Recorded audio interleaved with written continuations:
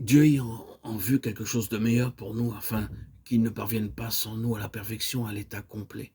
Hébreux 11, 40. Dans cette épître aux Éphésiens, le concept de l'homme d'éternité en éternité a couvert comme une ombre toute l'histoire de Dieu avec l'homme et toute l'histoire de l'homme avec Dieu. Caché aux yeux humains à travers toutes les voies de Dieu, étranges, inexplicables et mystérieuses, dans des hommes de foi particuliers et un peuple et une nation particuliers. Il est maintenant révélé au Fils des hommes en Christ.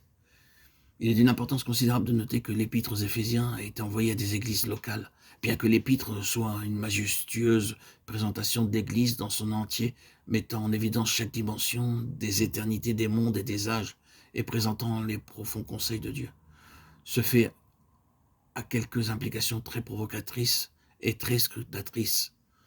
Nous devons rappeler à nos auditeurs, à nos auditrices, la réalité d'une chose telle qu'une révélation authentique et précise de ce qu'est l'Église et donc de la base de son unité.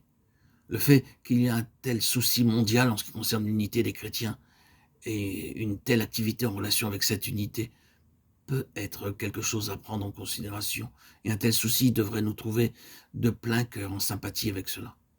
La grande différence se trouve entre, d'une part, un effort massif pour résoudre le problème de l'extérieur en essayant de recoller ensemble tous les morceaux brisés et d'une certaine manière d'en faire un tout, et d'autre part, un souci de recouvrer la puissance spirituelle qui favorisera un rassemblement et un ajustement spontané.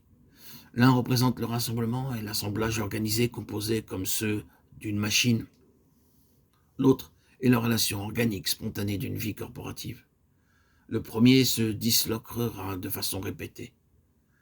Le dernier finira par mettre en évidence une église glorieuse, sans tache, ni ride, ni rien de semblable. Mais qu'en est-il de l'église en tant que représentation locale?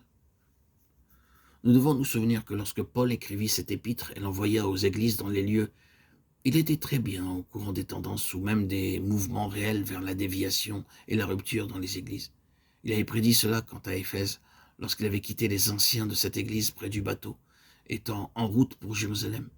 Je sais qu'il s'introduira parmi vous après mon départ des loups cruels et qu'il s'élèvera du milieu de vous des hommes pour entraîner après eux. Actes 20, 29, 30. C'était un commencement de division. Mais ici, de sa prison à Rome, il écrira « Tous ceux qui sont en Asie m'ont abandonné ». 2 épîtres seront bientôt écrites à Timothée, qui se trouvait probablement à Éphèse. Elles traiteront des débuts du changement du christianisme originel en tout ce qu'il est devenu actuellement.